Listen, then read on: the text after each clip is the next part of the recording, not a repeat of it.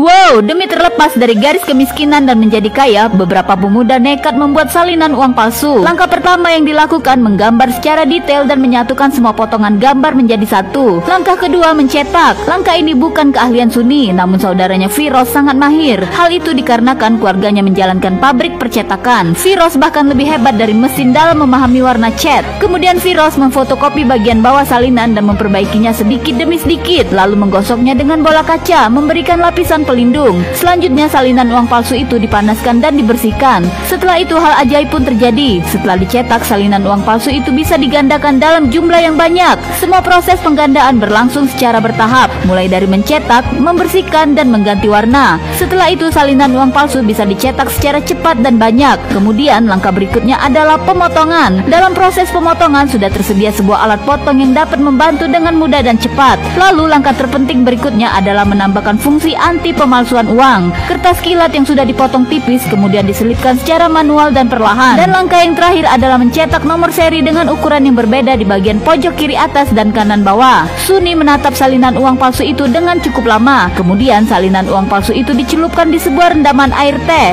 Salinan uang palsu itu dijemur dan dikeringkan agar menghasilkan uang yang benar-benar terlihat asli. Kini hal yang paling menegangkan yang akan dilakukan adalah mencoba membelanjakan uang palsu tersebut di pasar. Palsu itu dibelanjakan oleh kedua pemuda itu. Si penjual mengambil uang itu dan menggosoknya lalu merentangkannya beberapa kali. Uang itu pun lalu dinyatakan palsu. Semua orang menatap keduanya dan ingin menangkapnya. Beruntungnya Suni dan Firoz bergerak tepat waktu. Keduanya dengan cepat melarikan diri dari kerumunan orang-orang yang ingin menangkapnya. Akhirnya keduanya lolos. Sesampainya di rumah, mereka kembali memeriksa uang palsu tersebut, mempertanyakan kenapa si penjual bisa mengetahui yang mereka bawa adalah uang palsu. Suni dan Firoz tidak menyerah begitu saja. Firoz lalu mengambil 3 lembar uang dan menebak di mana di antara ketiga uang tersebut yang palsu. Dalam sekejap Firoz menemukan uang palsu tersebut. Di sini ia mengetahui bahwa mereka menggunakan kertas yang salah, sedangkan orang yang pernah menyentuh uang yang asli pasti mampu membedakannya. Kemudian mereka berdua mulai mencari kertas yang mirip dengan yang asli. Keduanya terus mencari-cari agar dapat mendapatkan kertas yang dicari. Hingga akhirnya Suni menyadari sesuatu. Jika dia menggabungkan 2 lembar kertas, maka uang palsu itu mirip dengan uang yang asli. Setelah mendapatkan jawaban tersebut, kini keduanya kembali mencetak uang palsu itu dengan 2 lembar kertas terpisah. Terakhir 2 lembar kertas tersebut direkatkan menjadi satu, hingga uang palsu berikutnya telah jadi. Proses kali ini benar-benar diperhatikan secara detail oleh Suni dan Firoz. Hingga akhirnya keduanya kembali ke toko yang sama. Kali ini Suni yang membelanjakan uang palsu tersebut. Si penjual menerima uang palsu itu dan tidak mengetahui bahwa uang tersebut adalah uang palsu. Suni dan Firoz berhasil membuat uang palsu menyerupai uang yang asli. Salinan uang palsu yang dibuat kedua bersaudara tersebut mampu mengacaukan yang asli. Bahkan mesin fotokopi juga tidak mampu membedakannya. Di sini Suni meminta seseorang mengeluarkan 2 lembar uang asli, lalu mencampurkan uang palsu dengan uang asli itu. Di sini Suni bertaruh jika laki-laki di depannya ini mampu menemukan uang yang palsu, ia akan memberi laki-laki tersebut sejumlah uang yang banyak. Namun jika laki-laki tersebut tidak menemukan yang palsu, maka ialah yang akan memberi Suni sejumlah uang. Tapi laki-laki tersebut tidak ingin memilih. Justru ia meminta Suni memilih uang palsu dan menunjukkannya kepada dirinya. Kemudian Suni mencari uang palsu tersebut dengan waktu yang cukup lama karena ia sendiri tidak dapat membedakannya. Laki-laki tersebut mengambil 3 lembar uang di depannya. Kini ia percaya hal gila yang telah dilakukan Suni. Laki-laki tersebut mulai melakukan kerjasama transaksi dalam jumlah yang besar kepada Suni. Jelas saja Suni menerima kerjasama tersebut tanpa berpikir lama. Dalam perjalanan pulang, Firoz bertanya kepada Suni, apakah kita bisa mengabulkan permintaan laki-laki tersebut dalam membuat uang palsu dalam jumlah 20 juta yuan. Tapi Suni sudah memikirkan hal tersebut karena keluarganya memiliki pabrik percetakan. Malam harinya terlihat Suni belajar bersama pamannya mengenai maksimal volume pencetakan dalam 1 hari. Tak lama kemudian Suni mengeluarkan salinan uang palsu dan memberitahukan rencananya kepada sang paman. Sang paman mulai mengamati salinan uang palsu tersebut dengan seksama, dan pamannya benar-benar tidak bisa membedakan mana uang yang palsu dan yang asli. Uang palsu dalam jumlah yang banyak mulai dicetak. Tidak butuh waktu yang lama, Suni dan Firoz mencetak uang palsu sebanyak 20 juta yuan. Sebelumnya Firoz berusaha mencari kertas yang ia inginkan ke beberapa pabrik kertas, karena kertas yang ia inginkan adalah jenis kertas yang dibatasi dan sangat sulit didapatkan. Hingga hal nekat Firoz dan Suni lakukan demi mendapatkan kertas tersebut. Keduanya merencanakan aksi perampokan di sebuah pabrik kertas. Namun sesampainya di lokasi, Firoz dan timnya terkejut karena mendapati lokasi pabrik tersebut sudah ramai dengan orang-orang yang sedang menonton bola bersama. Tapi Firoz sudah merencanakan semuanya dengan sangat matang, sehingga lokasi pabrik kertas tersebut dapat dikendalikan sepenuhnya. Hingga akhirnya proses pencetakan pun berjalan dengan sangat lancar. Tidak butuh waktu yang lama mencetak uang palsu dengan jumlah 20 juta yuan. Tak lama kemudian Suni dan Firoz mulai melakukan transaksi pertamanya. laki-laki yang merupakan klien Suni dan Firoz mengatakan bahwa ia akan melakukan kerjasama kembali dalam jumlah yang lebih besar lagi. Bisnis Suni dan Firoz berjalan dengan sangat lancar. Kini keduanya sudah bisa melunasi seluruh hutang-hutangnya ke percetakan. Hingga suatu ketika Suni menggunakan uang palsunya di suatu restoran, dan disinilah tindak kejahatannya mulai tercium. Proses pencetakan uang palsu dikerjakan pada waktu malam hari, sedangkan pencetakan majalah dikerjakan pada pagi hari. Sungguh proses yang dapat memanipulasi pihak yang berwajib. Drum pengering ini terus beroperasi menghasilkan lembaran uang palsu yang sangat banyak. Dari 3 mesin drum pengering, produksi semakin besar dan penghasilan pun semakin meningkat. Tetapi Firoz, Suni, dan bahkan pamannya menjadi sangat serakah. Di satu kesempatan Suni mengajak seorang wanita untuk makan malam di restoran mewah bersama. Namun ketika ia akan membayar tagihan, uang asli yang ia bawa kurang. Karena tidak ingin malu di depan wanita tersebut, dengan terpaksa ia menggunakan uang palsu untuk menambah kekurangan itu. Disinilah tindak kejahatan Suni mulai tercium. Salah satu pengunjung restoran mewah itu adalah seorang pegawai bank. Ketika ia dan pasangannya membayar tagihan makan masing-masing, ia sangat terkejut menerima uang kembalian yang aneh. Ia lalu memeriksa uang tersebut dengan hati-hati dan memastikan uang itu adalah palsu. Mega lalu mencari pelayan restoran untuk mengatakan bahwa ia adalah seorang analisis sebuah bank dan menduga ada salinan uang palsu di restoran tersebut. Kemudian Mega memeriksa seluruh uang palsu yang digunakan Suni untuk membayar. Kini Mega memeriksa uang palsu tersebut di bank dan memeriksanya beberapa kali dengan mesin pemeriksaan. Mega dan rekannya sangat terkejut karena mengetahui mesin pemeriksaan tersebut tidak mampu mendeteksi uang palsu itu. Terlihat dari setiap detail uang palsu tersebut sangat sempurna. Namun Mega segera mengetahui bahwa uang itu adalah palsu karena prosesnya menggunakan kertas yang berlapis. Bisnis Suni dan Firoz terus berkembang. Uang palsu tersebut terus menyebar dan populer di kalangannya. Kliennya kembali memesan uang palsu dalam jumlah yang lebih banyak lagi dan memperkenalkan Suni kepada klien yang lebih hebat lagi. Suni dan Firoz memenuhi undangan dari kliennya yang baru dikenalnya itu. Laki-laki ini berprinsip bahwa jika ingin membicarakan bisnis maka harus bertemu langsung. Laki-laki ini kagum akan keahlian dan kepintaran dari Suni dan Firoz. Transaksi telah disepakati. Suni dan Firoz diminta menyelesaikan permintaan tersebut dalam waktu 2 minggu dan diantar ke rumahnya. Suni menerima tawaran tersebut. Kini bisnisnya semakin besar dan mereka membutuhkan perlindungan perusahaan. Seorang laki-laki tua dari desa didatangkan dan didaftarkan menjadi pemilik perusahaan di majalahnya. Ia juga memperkerjakan seseorang sebagai layanan telepon dan bertugas menerima semua panggilan telepon di perusahaan tersebut. Sedangkan Mega masih terus mencari-cari informasi uang palsu tersebut. Di sini Mega berusaha menceritakan semua kejadian uang palsu itu bisa berada di restoran tempat yang ia datangi kepada atasannya. Tapi atasannya tidak terlalu menanggapinya, justru ia mengatakan hal tersebut biarlah pihak kepolisian yang menanganinya dan kita tidak perlu ikut campur terlalu dalam. Kemudian Mega melihat sesuatu yang aneh di internet. Ternyata ada sebuah lowongan pekerjaan dari tim pencari mata uang palsu. Tanpa berpikir panjang, Mega memanfaatkan situasi tersebut. Ia lalu berhenti dari pekerjaannya yang sekarang dan melamar pekerjaan di perusahaan tersebut. Suni masih saja terus mencetak uang palsu seperti orang gila. Tanpa ia sadari, mobil polisi sudah berada di luar pabriknya. Sebelumnya Mega yang melamar pekerjaan di perusahaan tim pencari mata uang palsu tersebut ditanya kenapa bersusah payah melamar pekerjaan di sini. Dengan beribu alasan, Mega meyakinkan laki-laki di depannya itu agar menerimanya bekerja di sana. Hingga akhirnya Mega diterima bekerja. Matanya terus mengawasi situasi perusahaan itu. Setelah bekerja beberapa hari di sana tanpa melakukan apa-apa, Mega memegang uang palsu yang ia temukan di restoran yang pernah ia datangi dan menunjukkannya kepada atasannya. Atasannya mengambil uang palsu tersebut dan mengamatinya dengan seksama. Di sini Mega menjelaskan bahwa uang palsu tersebut menggunakan metode 2 lapisan dan ini bukan merupakan teknologi yang tinggi, tetapi desainnya sungguh luar biasa dan kita harus segera menghentikan mereka. Tapi di sini atasannya mengatakan bahwa tugas kita adalah menangkap pemasok tinggi dan mengabaikan pemasok kecil seperti ini. Tak lama kemudian atasannya meninggalkan Mega yang terlihat sangat kecewa. Namun Mega tidak menyerah begitu saja. Dia nekat mengambil stempel resmi di laci atasannya dan lebih melakukan hal gila lagi. Seketika Mega sudah berada di kantor polisi dengan membawa sebuah surat tugas untuk melakukan kerjasama dengannya menangkap sekelompok orang-orang yang memproduksi uang palsu. Suni terus melakukan pencetakan uang palsu di pabrik pada malam hari. Akan tetapi tiba-tiba ada mobil polisi di luar. Mega membawa kepala polisi untuk memeriksa beberapa tempat yang memiliki mesin cetak yang ia curigai. Jika tempat tersebut tidak ada, mungkin Mega yang terlalu berlebihan menanggapi kasus uang palsu tersebut. Di sini Suni dan yang lainnya sudah menyadari kedatangan mobil polisi di pabriknya, tapi ia berusaha untuk tetap tenang karena pada saat itu bukan jam kerja. Beberapa menit kemudian ponsel sang paman berdering. Ternyata kepala polisi yang menghubungi. Kepala polisi meminta paman Suni untuk membuka pintu pabrik. Suni, Firoz dan bahkan sang paman kebingungan karena besok adalah hari pengiriman. Lembaran terakhir akan segera dicetak. Jika mesin dimatikan sekarang, akan butuh waktu yang lama untuk memanaskan mesin itu kembali dan pengiriman pasti akan tertunda. Kemudian sang paman terlihat berjalan pelan mendekati pintu gerbang. Ia menemui kepala polisi dan Mega di luar pabrik. Di dalam pabrik, Suni dan yang lainnya mulai panik mengetahui Mega dan kepala polisi akan masuk dan memeriksa keadaan di dalam pabrik. Suni dan Firoz berdebat hebat membahas lembaran terakhir yang lagi dicetak. Pintu gerbang pabrik terbuka. Beruntungnya lembaran terakhir cetakan telah selesai. Suni dengan segera mematikan mesin dan menyembunyikan lembaran terakhir itu. Kepala polisi dan Mega mulai memasuki dalam pabrik yang gelap.